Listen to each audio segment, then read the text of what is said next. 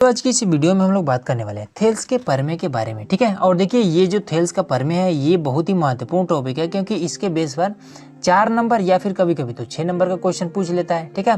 तो इस चीज़ को ध्यान से समझ लीजिएगा, क्योंकि इस वीडियो में मैं आपको इसका आसान तरीका, ठीक है, इसको मैं आपको एकदम से सिंपल भाषा में बताऊँगा कि ये चीज़ होता क्या है, ठीक है। और इसके मदद से हम किसी भी क्वेश्चन को ईजिली कैसे सॉल्व करेंगे, आइए देखते हैं।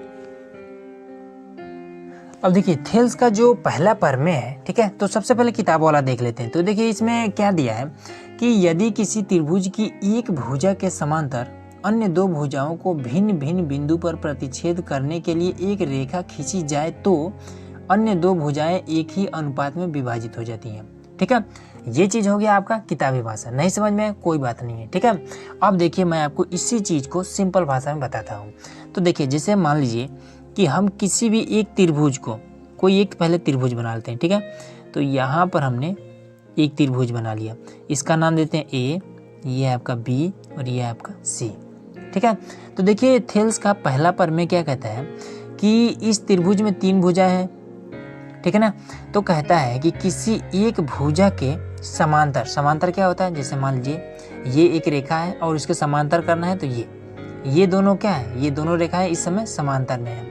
तो वही कहता है कि किसी एक भुजा के समांतर अगर एक रेखा खींचा जाए जो कि दोनों भुजाओं को क्या करें, अलग अलग बिंदु पर प्रतिच्छेद करें, तो उन भुजाओं का जो अनुपात होगा वो आपस में बराबर होगा। नहीं समझ में आए, देखिए तो हम क्या करते हैं, किसी भी एक भुजा के समांतर में एक रेखा खींचते हैं। तो हम क्या करते हैं, चलिए इसी के समांतर में खींच देते हैं, ठीक है। किसी के भी समांतर में खींच सकते हैं, जैसे इसके समांतर में खींचना होगा तो ऐसे खींच देंगे, ठीक। अब इसके समांतर में खींचना है तो हम ऐसे खींच सकते हैं, ठीक है।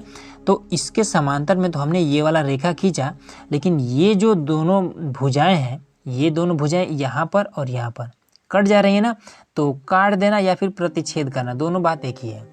तो कहता है कि किसी एक भुजा के समांतर एक ऐसा रेखा खींचा जाए जो कि ये जो दोनों भुजाएं हैं, ठीक है, इसको ये प्रतिच्छेद करे, अलग अलग बिंदु पर प्रतिच्छेद करे या फिर काटे, ठीक है। तो इन दोनों भुजाओं का ये जो कटा हुआ भाग है, मतलब कि जो अनुपात है, ये आपस में बराबर हो जाएगा, ठीक है। अब देखिए यहाँ पर ये कटान बिंदु का कुछ तो नाम देना पड़ेगा ना, तो इसको हम मान लेते हैं P, इसको हम मान लेते हैं Q, ठीक है ना। ये चीज़ हो गया। अब इसके बाद से देखिए तो इसका जो अनुपात बनेगा इसके अनुपात के बराबर हो जाएगा, ठीक है। अब इसको लिखेंगे कैसे, तो इसको हम ऐसे लिखेंगे कि ए पी और हम अनुपात कर रहे हैं ना, तो चलिए अनुपात हम लगा दे रहे हैं, अनुपात पी बी या फिर बी पी, कुछ भी लिखिए, बराबर होगा इसके अनुपात के ए क्यू अनुपात क्यू सी। अब देखिए यहीं पर मामला कहीं जिनको नहीं पता होगा यहीं पर गड़बड़ हो जाता है। अब जैसे हम लोग कहते हैं अनुपात, तो अनुपात जरूरी नहीं है कि ऐसे ही लिखा जाए, ठीक है ना। अनुपात जरूरी नहीं है कि ऐसे ही लिखा है, इसको हम ऐसे भी लिख सकते हैं कि ए पी बटे में पी बी बराबर में ए क्यू बटे में क्यू सी। अगर ऐसे भी लिखा है तो भी हम इसको अनुपात पढ़ेंगे, ठीक है ना। क्योंकि देखिए इस अनुपात को हम इस तरीके से लिख सकते हैं, ये चीज़ हमेशा याद रखिएगा, ये गणित का नियम है, ठीक है ना। तो ये हमारा पहला परमे है जो कि हमने आपको बता दिया।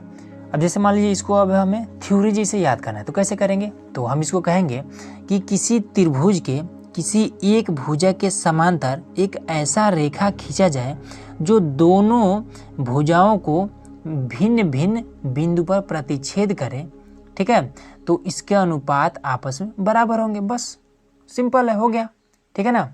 और ये इसका फॉर्मूला बन जाता है। तो इस तरीके से ये चीज़ें आपको याद रखनी है, ठीक है ना।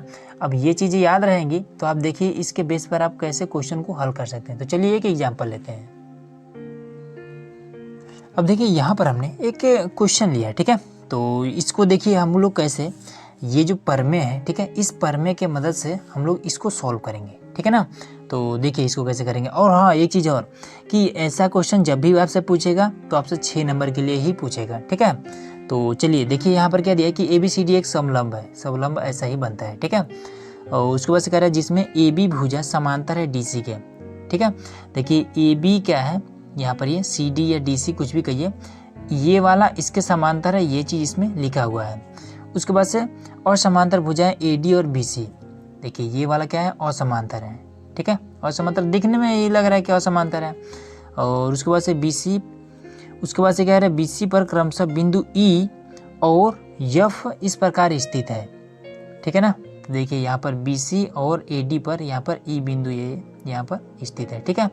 और उसके बाद से कह रहा है कि ई एफ भुजा ए बी के समांतर है, ई एफ जो भुजा है इस ए बी के समांतर है, ठीक है, दिख भी रहा है। तो उसके बाद से कह रहा है कि दर्शाइए कि ए ई और ई डी, ए ई और ई डी बराबर है बी एफ और एफ सी के, बी एफ और एफ सी के, ये वाली इसके बराबर है, ये चीज़ हमें दर्शाना है, ठीक है। कैसे दर्शाएंगे, तो देखिए इसको सबसे पहले तो लिखेंगे हल, ठीक है। तो चलिए इसको विस्तार रूप से कर दे रहे हैं। तो सबसे पहला स्टेप आपको लिखना होता है दिया है, ठीक है। तो दिया है मैं आपको देख देख कर लिख देना है। तो लिख देंगे क्या कि ए बी सी डी एक समलंब है, ठीक है, ए बी सी डी एक समलंब है, ठीक है, ये चीज़ हो गया। उसके बाद से ये भी दिया है तो इसको भी लिख देंगे कि ए बी समांतर है सी डी या फिर डी सी कुछ भी लिखिए, ठीक है, ये चीज़ हो गया।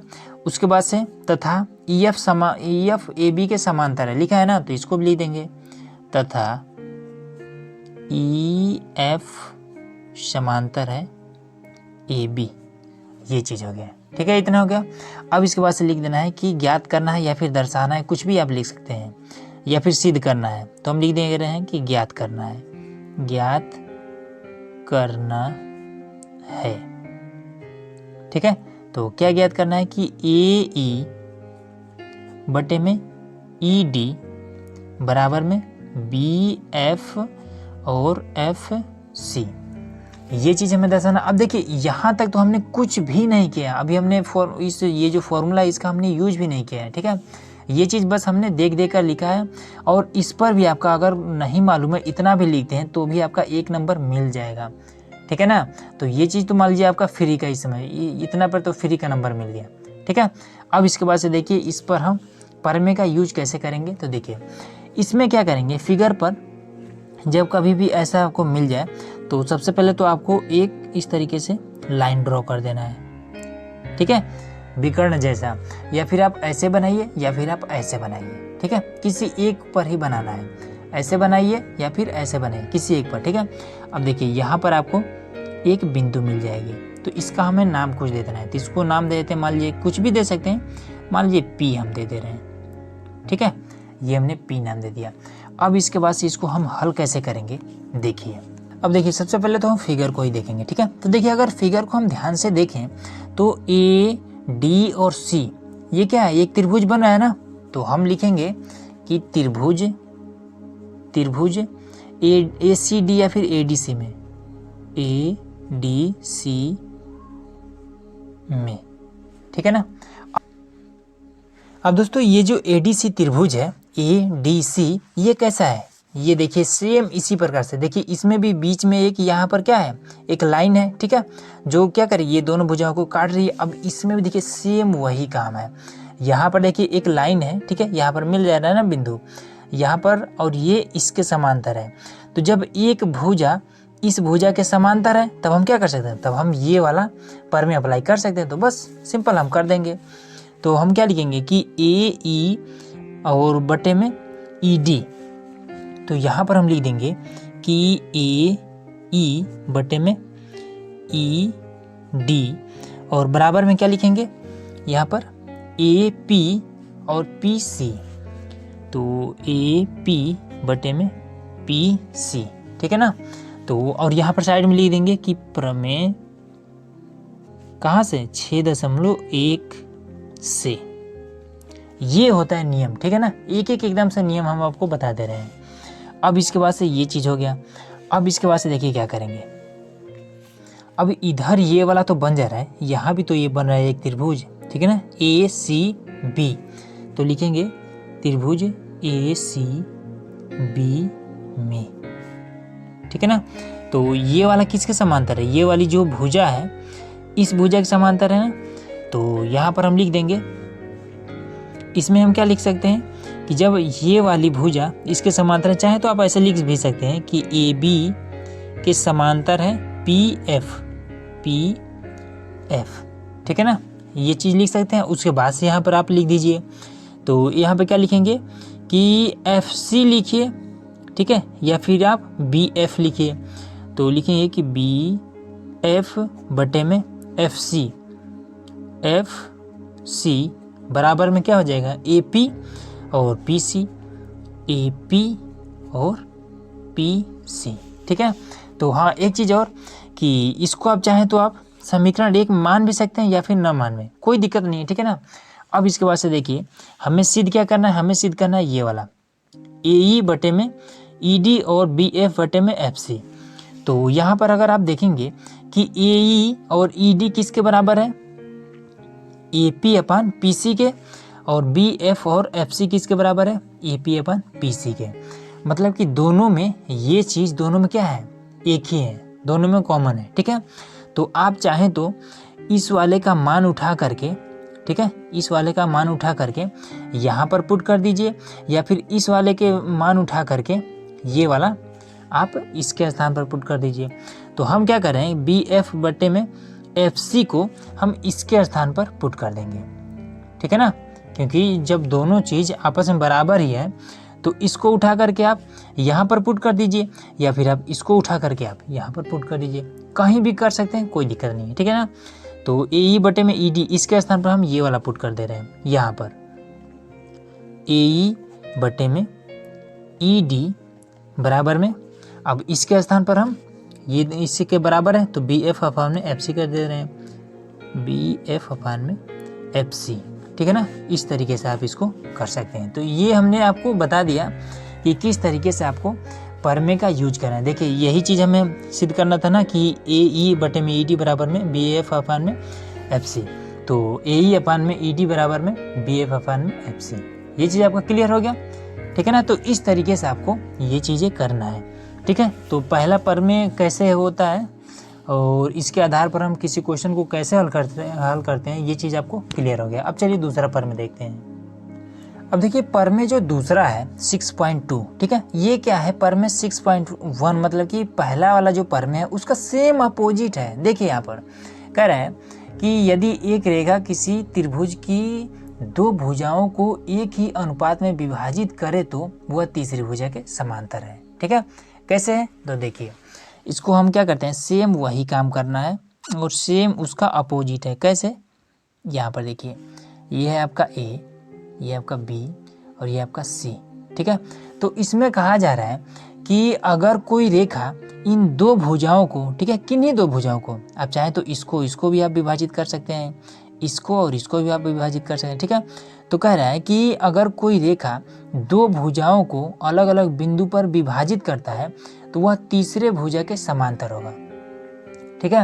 मतलब कि अगर ऑलरेडी कोई रेखा है जो कि इस तरीके से दो भुजाओं को आपस में विभाजित कर रहा है, ठीक है, तो ये वाला रेखा तीसरे भुजा के समांतर होगा। बस यही चीज़ है, ठीक है ना, और कुछ भी नहीं है। इसको भी आप चाहें तो आप पी क्यू या फिर आप ई और एफ मान सकते हैं, कोई दिक्कत नहीं है, ठीक है।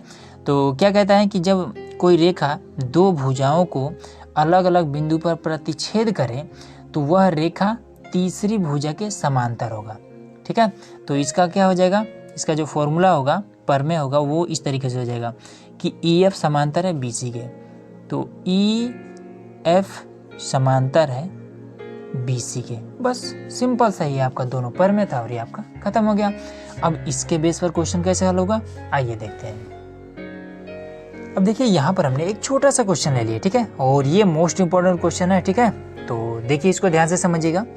तो सबसे पहले तो इसको लिखेंगे हम हल, और उसके बाद से दिया है, ठीक है, दिया है। तो दिया है, हमें देख देख कर ही लिखना है, जो जो दिया है वही यहाँ पे लिख देना है। तो वो चीज़ आप लोग कर लीजिएगा, ठीक है, क्योंकि देख देख कर लिखने वाला क्या दिक्कत है। अब इसके बाद से ये वाला लिख दे रहे हैं, ठीक है, ज्ञात करना है, ये वाला आप लोग खुद कर लीजिएगा। अब लिख दे रहे हैं कि ज्ञात करना है, ज्ञात करना है, ठीक है। तो क्या याद करना है कि BC समांतर है QR, BC समांतर है QR, ये चीज़ हमें दर्शाना है, ठीक है ना। तो चलिए इसको करते हैं। अब इसमें क्या दिया है, यहाँ पर अगर आप देखेंगे कि OP, OQ और OR कहाँ पर है, इसमें OP, OQ और OR पर क्या कह रहा है कि ABC स्थित है। तो देखिए OP पर A स्थित है और OQ पर B स्थित है और OR पर C स्थित है, ठीक है। तो यहाँ पर दिया है और स्थित भी है, चलिए ठीक है। उसके बाद से कह रहा है कि AB समांतर है PQ। देखिए यहाँ पर AB और समांतर है PQ के, और AC समांतर है PR। तो देखिए AC समांतर है PR, ठीक है। समांतर क्या है, ये चीज़ हमने आपको शुरू में ही बता दिया है। अब देखिए जब समांतर है तो हम क्या कर सकते हैं, यहाँ पर हम पर में एक को लगा सकते हैं ना, क्योंकि उसमें कहा था कि जब देखिए इसको अगर हम फिगर को अगर ऐसे थोड़ा सा घुमा दें तो ये क्या हो रहा है, ये वाला देखिए, ये वाला भुजा इसके जब समांतर है तो इस पर हम क्या लिख सकते हैं, इसको हम लिख सकते हैं कि OA और फिर AP, फिर OB, फिर BQ, ऐसे लिख सकते हैं ना। तो यही वाला चीज़ लिख देना है जब समांतर कह रहा है तो चलिए लिखेंगे सबसे पहले क्या, त्रिभुज POQ में, ठीक है। लिखेंगे कि त्रिभुज PO और Q में, ठीक है। तो इसमें क्या है कि OA और AP, OA बटे में AP बराबर है OB और BQ, OB और BQ, ये चीज़, ठीक है। तो ये कैसे हुआ है, तो लिख देंगे कि प्रमेय 6.1 से, ठीक है, ये चीज़ हो गया। अब इसके बाद से दूसरा क्या कह रहा है कि AC समांतर है PR। तो AC समांतर है PR, तो इसमें भी हम क्या कर सकते हैं, पर में एक से हम इसको कर सकते हैं ना। तो लिखेंगे इसमें त्रिभुज POR में, तो लिखेंगे कि त्रिभुज POR में, ठीक है। तो इसमें भी हम क्या कर सकते हैं, तो इसमें भी लिख सकते हैं कि OA और PA, OA बटे में PA बराबर में क्या हो जाएगा, OC और CR, OC बटे में CR, ये चीज़ हम लिख सकते हैं ना। कैसे, तो लिख देंगे कि प्रमेय 6.1 से, ये चीज़ हम लिख सकते हैं, ठीक है। अब इसमें देखिए एक चीज़ इसमें आपको कॉमन मिल रहा है कि OA बराबर में OA बटे में AP, इसमें भी आपका OA बटे में AP, ठीक है ना, ये दोनों सेम है। तो आप चाहें तो इस वैल्यू को उठा करके, इसको उठा करके यहाँ पर रख दीजिए या फिर इसको उठा करके यहाँ पर रख दीजिए, ठीक है। तो हम क्या करें कि इसी को उठा करके यहीं पर कर दे रहे हैं। तो OC बटे में CR बराबर में OB बटे में BQ, ये चीज़ मिला। अब देखिए ये वाला कितना काम करेगा, बस यहीं से आपका आंसर आ जाएगा।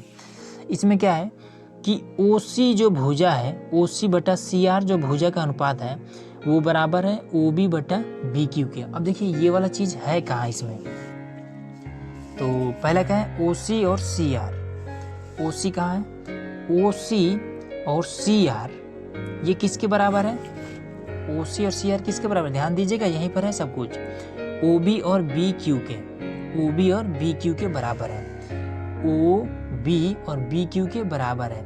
मतलब कि ये वाला भुजा इस वाले भुजा के बराबर है, ठीक है ना, इस भुजा का अनुपात इस भुजा के अनुपात के बराबर है। तो यहाँ पर हमें नियम क्या मालूम चला है कि जब एक हम रेखा खींच देते हैं, ठीक है, जब कोई रेखा खींचा हो और इस भुजा का अनुपात इस भुजा के अनुपात के बराबर होता है, तो ये वाली जो रेखा है इस रेखा के बराबर होती है, मतलब कि EF क्या है, इस भुजा के बराबर है।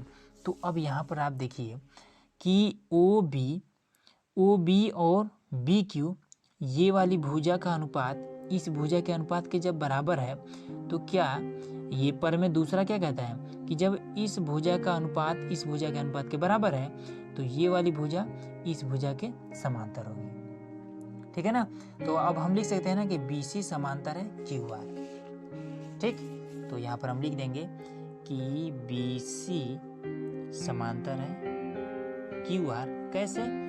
प्रमेय 6.2 से। बस यही काम करता है हमारा प्रमेय। प्रमेय का और ज़्यादा कुछ यूज नहीं है, ठीक है ना। तो ये चीज़ हमने बता दिया कि किस तरीके से आपको ये प्रमेय आपको याद कैसे करना है, और ये इस प्रमेय की सहायता से हम लोग किस तरीके से क्वेश्चन को हल करते हैं, ये सारा चीज़ हमने आपको बता दिया, ठीक है। तो बस दोस्तों, उम्मीद है